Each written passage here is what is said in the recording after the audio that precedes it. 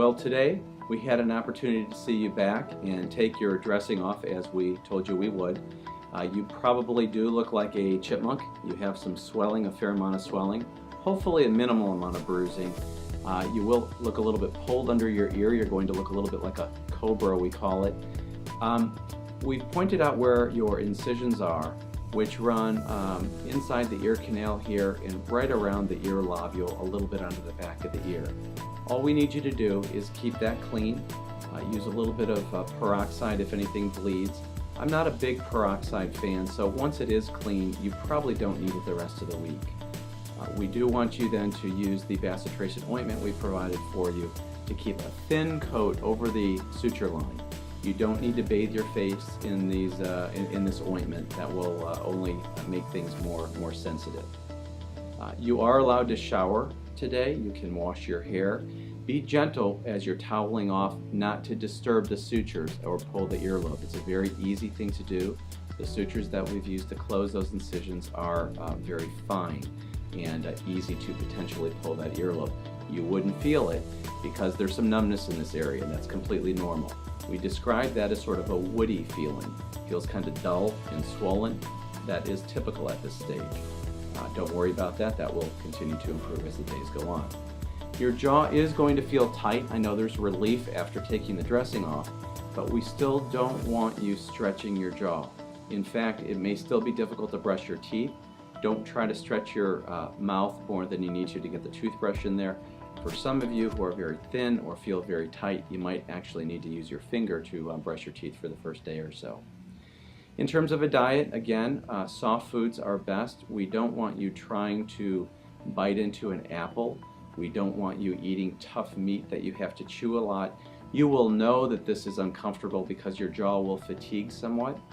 This is because, remember, we've made an incision, we've elevated the skin, and we've tightened that smaz. But deep to that layer are the muscles of mastication, or the chewing muscles.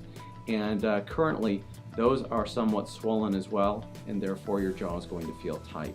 We do not want you to undo what we've done, so please be careful with that. With regards to sleeping, continue sleeping on your back. You don't need to be directly upright. For those stomach sleepers, a recliner chair or sleeping in a bed with maybe pillows next to you so you don't roll over would be helpful. You don't need to be totally upright, but 2 pillows or so would be helpful. With regards to pain medication, at this stage, if you need to continue taking Vicodin, again, a half a tablet every 30 minutes would be okay. I don't think you're going to need that much. The first night, if you did use it, you probably won't need much tonight, but Tylenol generally is okay. For those of you who use Advil or ibuprofen, you may resume those medications today if that helps you better.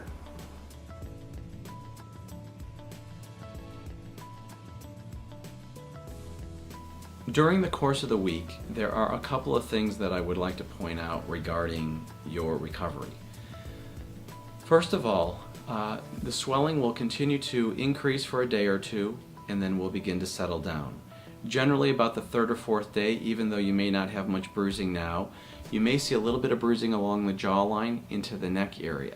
It will look more like yellowish discoloration. The cheek area will continue to feel numb, continue to look like a chipmunk, and you'll continue to look a little bit like a cobra during this period of time. One of the things that's important to recognize for you and significant others is that about 3 or 4 days following any surgery, we pay attention to it more with elective surgeries, but you can feel somewhat blue or depressed. It's almost like clockwork. You wake up one morning, whether or not you wonder why you've done something or if your face is ever going to look normal again, you just don't feel great. Generally, about 12 hours later, you feel better again and you're back during the normal recovery.